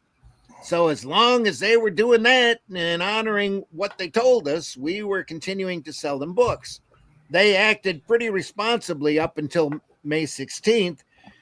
And when Ad Populum took over on May 16th, everything changed. Have you any communication with the new ownership? To some very small degree. Well, they're ghosting us as much as they possibly can. We've gotten a couple of replies from them basically telling us that their hands are tied. That was from some of the people who have been there prior to the new regime. So they're talking out of, not officially. They're just talking, letting them know that nothing we can do for you. But effectively, no. On May 16th, they just stopped returning our calls, ghosted us completely. The only thing we've gotten is they've referred us to Bob Gorin, the executor of the old Diamond. Oh my God. New boss, worse than the old boss. How you like that? Are they contending that this inventory that they're holding on to is old Diamond's problem, and it's not that this their problem? Dude, you know what he sounds like? Well, thank God this interview has been edited for clarity. Clarity, yes. Where did I leave? Oh, yeah. That's what we gather. They're effectively saying that the money that they owe us since May 16th is a part of the bankruptcy management and is all related to that $45 million debt. And Chase here is not capitalized. They got it from Chase Bank. Anyway, edited for, length and clarity, but not for spelling. Yeah. So they are blaming it on old Diamond and also Chase. I think it's essentially Chase that we're competing with. Chase wants their money. Yeah. They're 40. Why they gave them 45 mil to start with? It was just astonishing to me. But anyway, I'm not privy to the inner workings. So Chase is elbowing itself into the front of the line in front of all the publishers and everybody else to make sure they get theirs first. No, that's not necessarily true, because all of the Diamond people walking out that door all got bonuses and golden parachutes. They got paid first. Chase is trying to recoup their investment for foolishly giving them $45 million and the ability for them to give everybody golden parachutes. So they're evoking the fact that publishers didn't file this form. No publisher I've talked to over the past week ever heard of this requirement. Nope. You didn't receive any notification of a deadline requirement to file? That's a stupid question. You had to file before they filed for bankruptcy. No, I'd never heard filing. I'd never heard of this until last Thursday, and no one, not other publishers, not our lawyers, no one had heard anything intentionally. Mm-hmm. Marvel, DC, Viz, and lots of other big publishers are on that list. You'd think their legal department would have known something about this kind of situation. Exactly. It would be one thing for some of the big guys that had received special treatment, or if there had been most favored nation. But we have a contract with Diamond that should take precedence here, stating unequivocally that this is consignment inventory. Well, that Diamond doesn't exist anymore. Oops. This is the same thinking that got DC out of their contract. Yep. That Diamond that they signed those papers with no longer existed because they didn't fulfill their job. So anyway, you say you're talking to other publishers. Are you just exchanging notes, or are you contemplating some kind of marriage arrangement or some kind of coordinated action?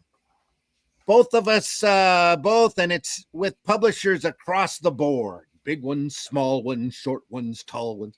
It's a little premature to discuss tactics, but because they don't know what they're going to do. But we're lawyering up and trying to discuss the best path forward. Likely, there is strength in numbers. Multiple voices to ignore.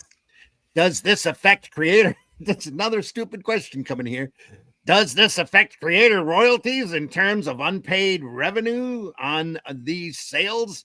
We usually pay royalties for books sold for which we don't get paid. But this is an unprecedented scale, and it's possible we wouldn't be able to pay royalties for books for which we don't get paid at this level. I'm saying we normally do, but that this would is like this would bankrupt us. Can just say no. Anyway, what do you think is the likely outcome? What do you think is the likely outcome? Best case, we get paid for everything, we get our books back. But more likely, it's going to court and maybe a very long, expensive, painful in the butt process. Some retailers are declining to place back orders at Diamond because they've become aware of this situation, not paying publishers. Is that helpful? Is that another stupid question? Do you encourage that? Well, of course. Yeah, for sure. Yeah, for sure. I can't fault any retailers who are continuing to order from Diamond, particularly if they're just not keeping tabs on what's going on. They're as in the dark as we are. Mushroom. Yeah. But I think it would be an ethical issue. Knowingly purchasing stock from any publisher from AdPop at this point, I think most of the retailers that are paying attention agree with me. That most of the retailers have already left Diamond at this point. So they do agree. Ran with the other distributors the minute that they got the exclusive distribution contracts with Random House and Lunar.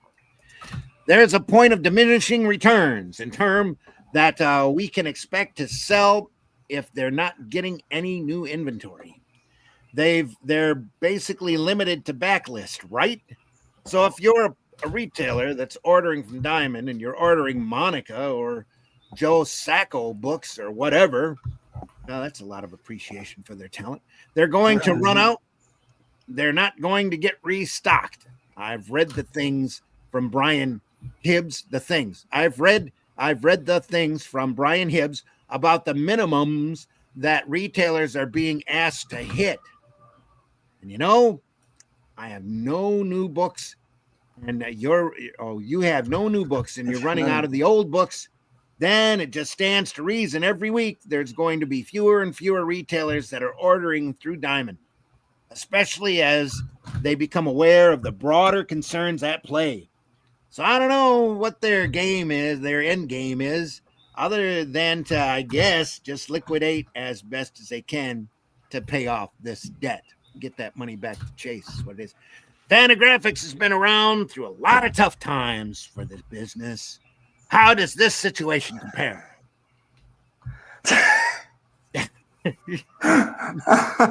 What do you think the answer is? It's definitely the most effed up the situation. And that's out of respect for our Nerd Bacon audience here. When Capital City Distribution went out of business, they paid us everything they owed us, which was unprecedented.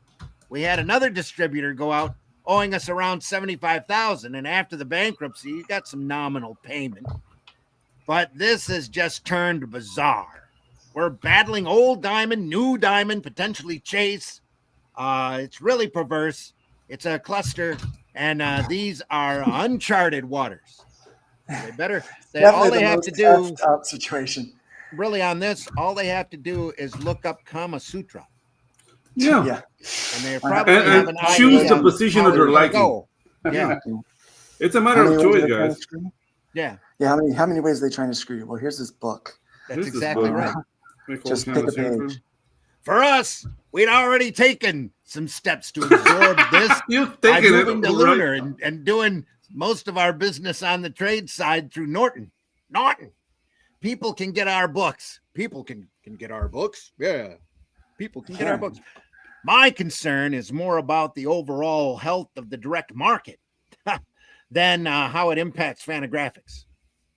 Fantagraphics is, if nothing else, remarkably resilient. I worry about a generation of retailers that started their stores in the 80s or 90s that are now getting closer to retirement age and are being nickel and dimed at every turn, losing a point here and a point there. It's been going on for 40 years. He's right. I mean, he's not wrong. Point everywhere. But he's not wrong. He's very right. But it's been going on ever since Diamond got exclusive. These guys are just going to retire, close down their stores, and That's you're what's not going to going to be able happen. to get comics. Yep. Because no one wants to walk into this and try to buy that business or take it over. No. Also, the retailers are figuring out there's nobody out there that really cares. Yeah. About their health, and they never have. This is why we've got variant covers. Is because Diamond, Marvel, and DC are more concerned about units going out the door, other than furthering an art form that would make their business resilient. Yeah, like what? It's all gimmicks to get units sold. That's exactly it. I've been concerned about all this stuff for at least 10 years, and it could sound a little bit like crying wolf, but there is a tipping point. It just seems to be inching us ever closer. We're definitely at like DEFCON 2, if not 1. The opinions expressed in this column are solely those of the writer. No, they weren't. They were the opinions of Eric Reynolds. But anyway, and do not necessarily express the opinions of ICD2 or anyone involved or anybody with half a brain in their head. Anyway, well, Diamond such down. Well, Diamond is still at it, guys. Man, Diamond shuts down Comic Suite and Pullbox in a terse message to retailers today. Diamond Comic Distributors announced that Comic Suite, its POS system, and previous Pullbox. POS stands for exactly what you think. Anyway, in this case, it does. And its consumer advanced ordering tool that integrated with Comic Suite are no longer available.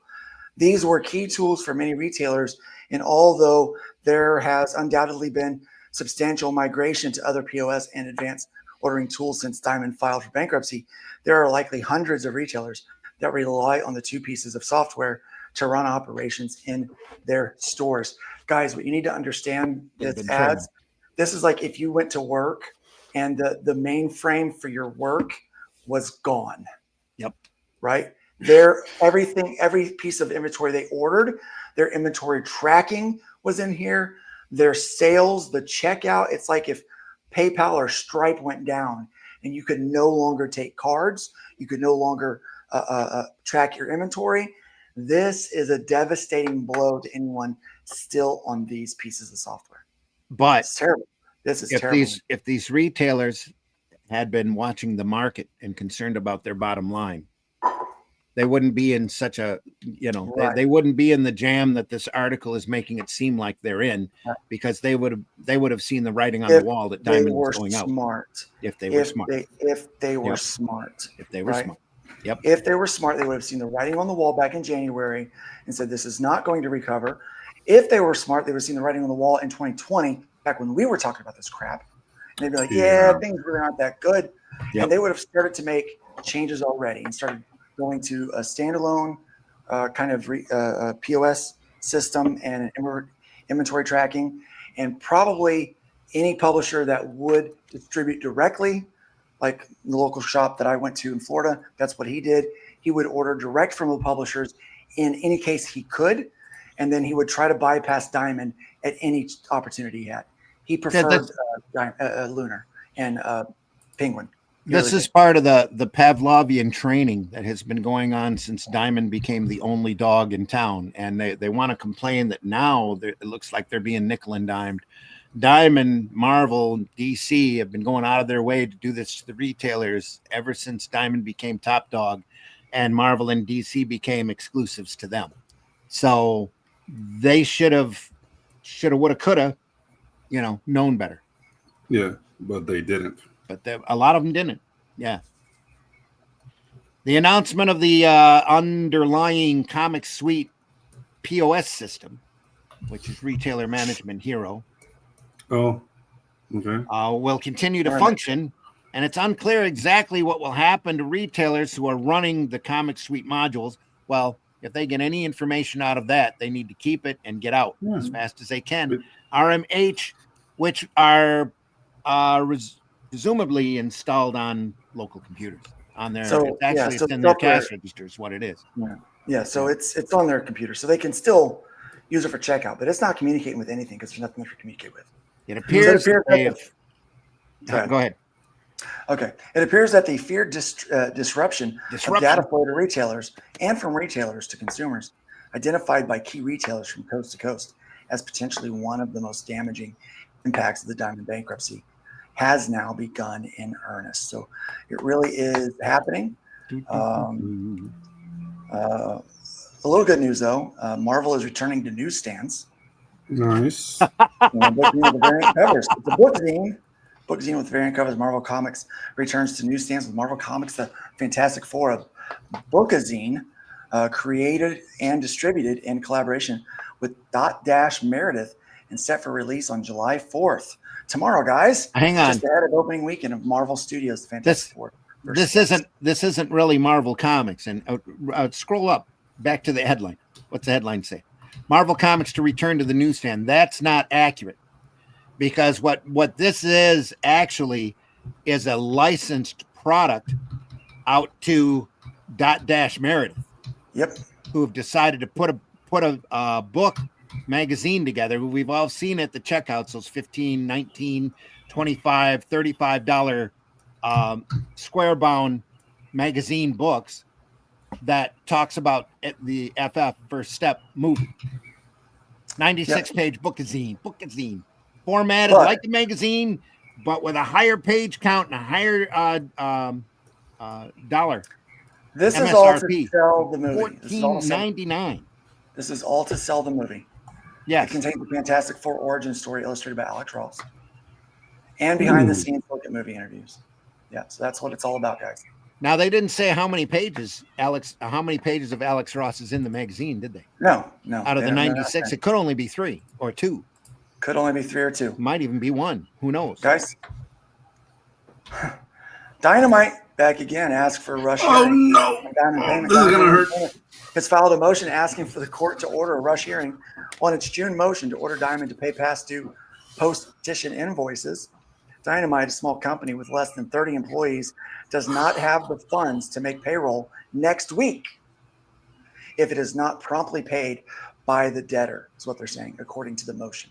The motion notes the amount Diamond is owed, which has grown from around $509,000 at the time of the original motion on June 13th to over $1 million this week, and the amounts owed other publishers. Dynamite is currently owed over $1 million for shipments made to the debtor and Ad Populum LLC, a majority of which are administrative expenses, the motion said. Wow. Dynamite is aware of multiple other publishers who remain unpaid for millions of dollars of shipments post-petition. Dynamite asked that the expedited hearing on its motion to force payment be held on either July 3rd, which is today, or July 7th, Monday. That's Monday, right? Yeah. Yes. That is Monday. The bankruptcy court has ordered a hearing on Wednesday, July 2nd on the motion to expedite the hearing on payments, and we have not heard word yet, or I would have shared that. Diamond filed an objection to Dynamite's original motion, arguing that it has unspecified offsets to Dynamite's invoices and that there's no rush because Dynamite has not demonstrated that it will suffer any hardship should it not receive immediate payment. Well, now they're saying we will. We can literally not pay our 30 employees. That's pretty much hardship. Yeah. Diamond, you are, There are liars. They are thieves. I hate liars. There's only one thing I hate more than lying. Skim milk, which is water that's lying about being milk. Ooh. There's been no communication regarding potential offsets or resolution to the request for payments.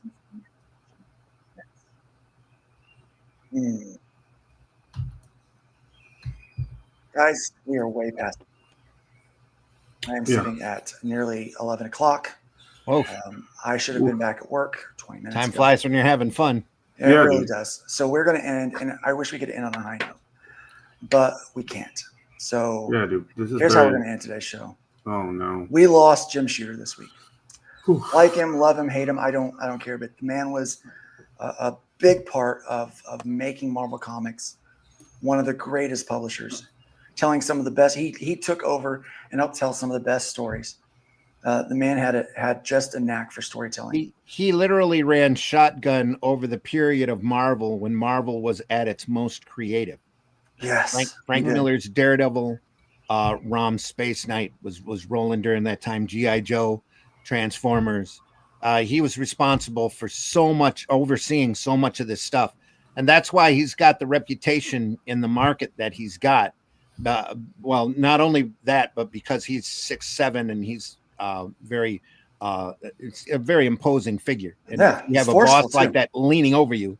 Yeah, you know, he's you strong. can, you He has a can, strong hand. you can big take guy. that personally, but this guy has been working in comics since he was 14 years old.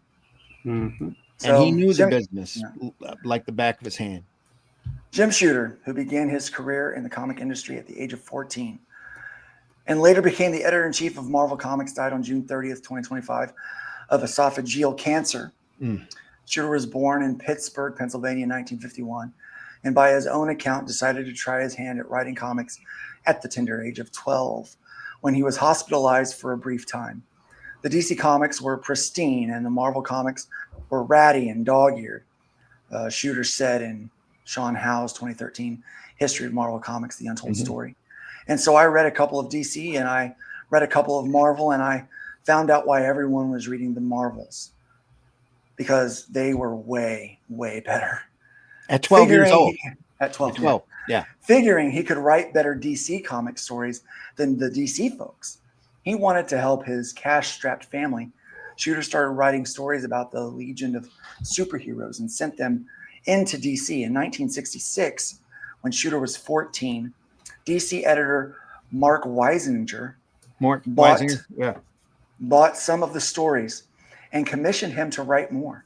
For the next 3 years, Shooter wrote stories that tried to bring a Marvel comic sensibility to DC, creating characters such as the Karate Kid, the Fatal Five, and the Superman villain, the Parasite. In 1969, Shooter graduated from high school and got a scholarship to New York University. At the last minute, he got a job with Marvel Comics and dropped both his college plans and his DC Comics gig. However, after a short time on the job, he realized he couldn't survive in New York on Marvel wages and left, returning to Pittsburgh. Yeah, we all know that. Yeah. Where he spent the next few years freelancing and working at different jobs, including managing a KFC. There we are. Some of the best chicken. Chicken. Good chicken. Do you have a KFC down there, Pedro? Yeah, we have a population that enjoys fried chicken. Definitely, we have. I love fried chicken. We have fried chicken and Popeyes. You know what? I think I'm going to put that on the menu for today. I want some fried chicken.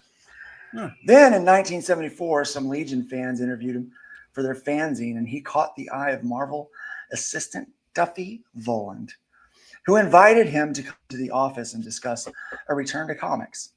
That didn't pan out, but he returned to writing Legion stories for DC. In December of 1975, Marvel editor Marv Wolfman offered him a job. Shooter started in January of 1976. At the time, Marvel's editorial department was in disarray, and Wolfman wanted Shooter to be a pre-proofreader, going over stories to catch errors before they went to the artist. The top echelon at Marvel were a revolving door at the time, and in January of 1978, Shooter moved up to editor-in-chief. Stan Lee moved to Los Angeles to oversee Marvel's media projects during Shooter's tenure, leaving him with more freedom than his predecessors.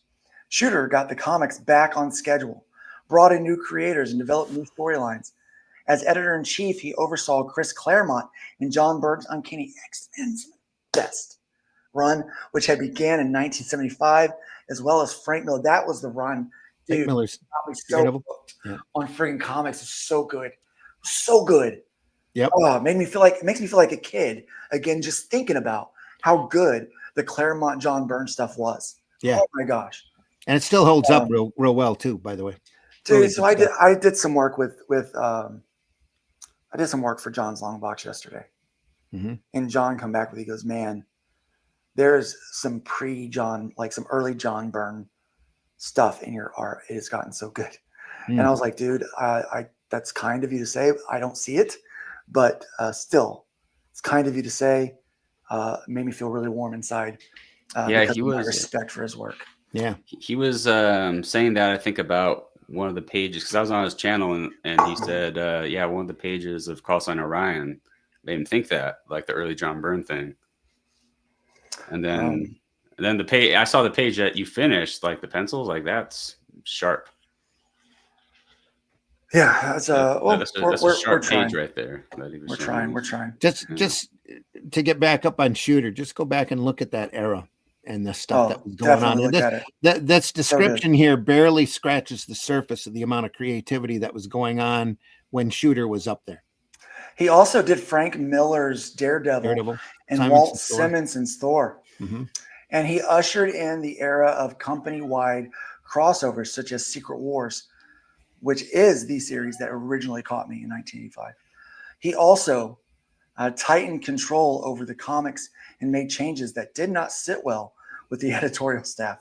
Shortly after becoming editor-in-chief, Shooter noticed a small allotment of comics was going to something called the Seagate Distribution and asked Ed Schutkin, the director of circulation, what that was. At the time, Phil Seuling's Seagate was the only direct market distributor. Ed got up and closed the door, and he said, "Look, we're selling comics to this guy, Phil Seuling, and he's distributing to comic shops." Shooter recalled at the 2023 ICV2 Insider Talks. He said, "Don't tell anyone. The exclusive deal was illegal, so Marvel broadened it. We decided to publish trade terms and open up to anyone who would meet the minimums," Shooter said. "Overnight, we had 18 distributors. Boom. That was a key moment in the development of the direct market." Shooter also oversaw the publication of Dazzler #1, the first comic to be sold only in comic shops, which sold 428,000 copies. Shooter also got royalties for creators for the first time at Marvel. 1978, changes in copyright law led Marvel's lawyers to formalize their contracts with freelancers. They ended the previous practice of stamping a contract on the back of paychecks, so the creators would have to sign the contract in order to cash the check. And distributors, oh, that was so bad. Distributors worked for hire contracts that gave Marvel all rights to the work in perpetuity. Yep. A few years later, though, realizing that Marvel now had to compete for top talent, Shooter decided creators should get royalties. "I had to go to the board of directors for that," he said at the ICV2 talk. Talking about Stan Lee, came with me. I was pitching and he was saying, he's right. But we got it done. Sales skyrocketed and creators stayed on board longer, leading to longer runs of successful titles. Under Shooter, Marvel began returning original art to the creators. And in 1982, he started the Epic imprint for creator-owned material. Although he had brought orders to the editorial department and overseen a string of successful series that would become iconic in later years, Shooter also wielded a strong editorial hand, which creators often resented. In April 1987, Marvel fired him. Shooter then teamed up with lawyer and businessman Stephen Masarsky and a group of investors to purchase Marvel. When their bid failed, Shooter and Masarsky founded Voyager Communications and launched Valiant Comics, starting with licensed titles and superheroes based on Gold Key characters, including Magnus, Robot Fighter, and Solar, Man of the Atom. He brought Marvel creators, including Barry Windsor Smith, to the company. But 5 years later, in 1992, he was asked to leave. Valiant was purchased by Acclaim Comics in 1994, and Shooter returned in 1999 to write a miniseries during a brief attempt to revive the Valiant name. When Valiant again made a return to the market in 2008, he wrote a few more stories for them. After Valiant, Shooter founded two more publishers, Defiant Comics and Broadway Comics, neither of which was successful. He became creative director and editor-in-chief of the custom comics company Illustrated Media in 2003 and continued to work with them in various capacities for 20 years. In 2007, Shooter returned to Legion of Superheroes with issue number 37 and wrote 12 issues of the comic, ending his run just before he was canceled. Just before it was canceled. He. In was 2009, he oversaw a new series of the Gold Key superheroes for Dark Horse Comics. "We are deeply saddened to hear Jim Shooter, former editor-in-chief, has passed away," Marvel Comics said on its official X account. "Jim redefined the comic industry, and we will reflect on his undeniable legacy in the coming days. Our hearts are with his loved ones and the many creators and fans who were touched by his work."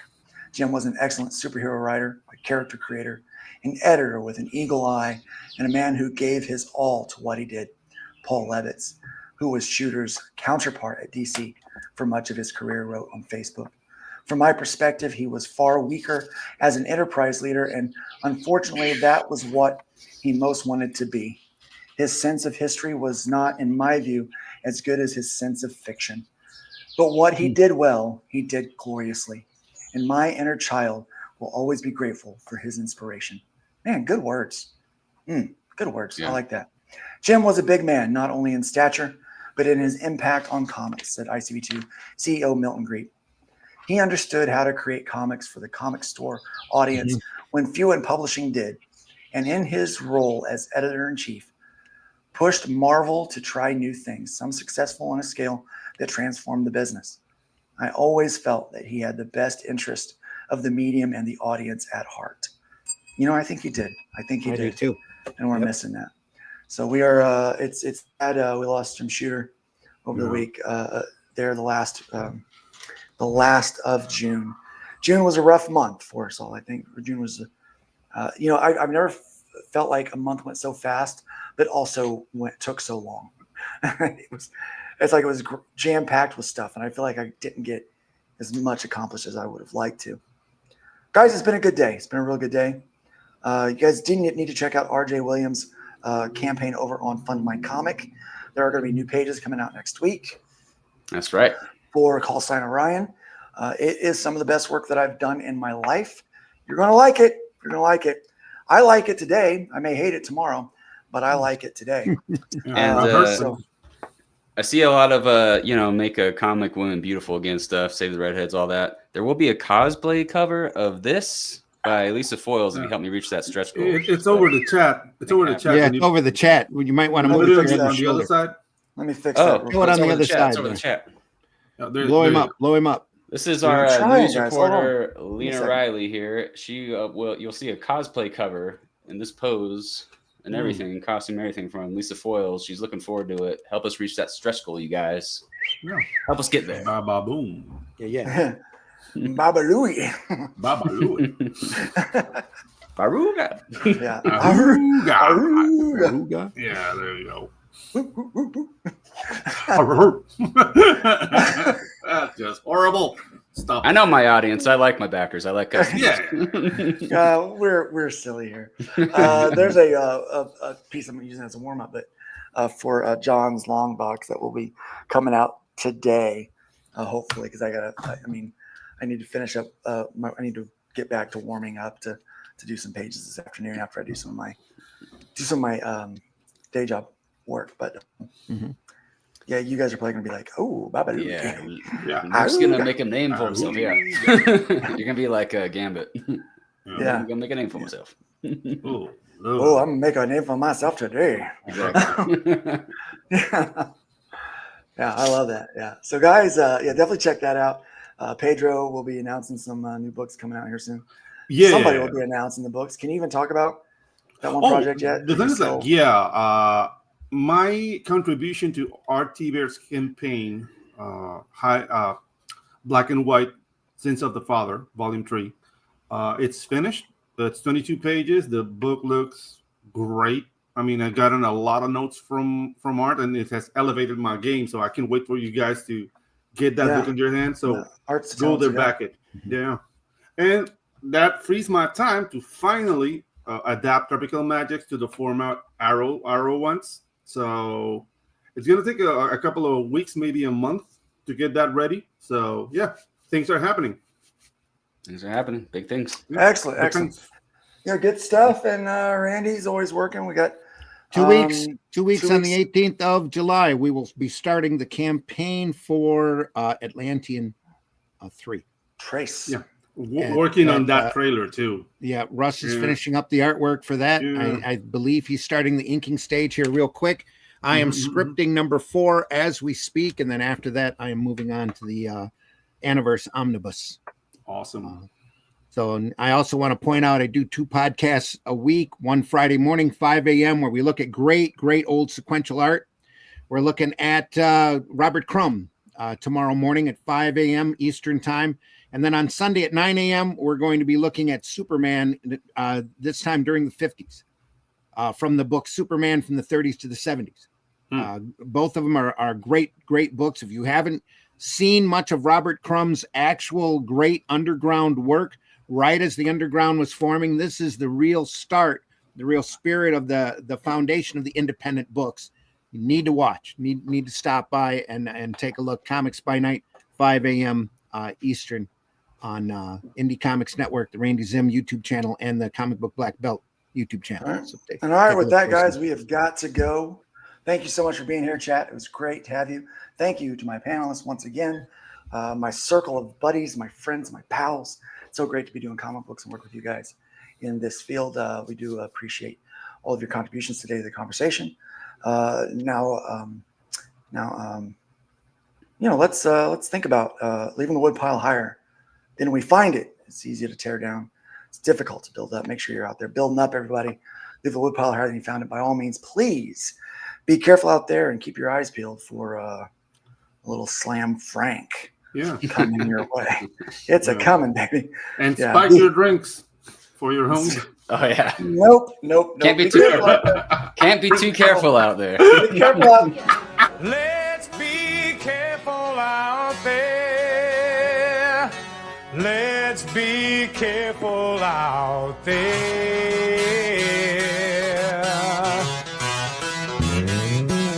We had a 187 at the 7-Eleven on the corner of 4th and Main. Two Caucasians of the male persuasion put a bullet through the cashier's brain. Moving on, I see it 211, half a dozen 459, 2 AEWs, a GTA, and several miscellaneous crimes.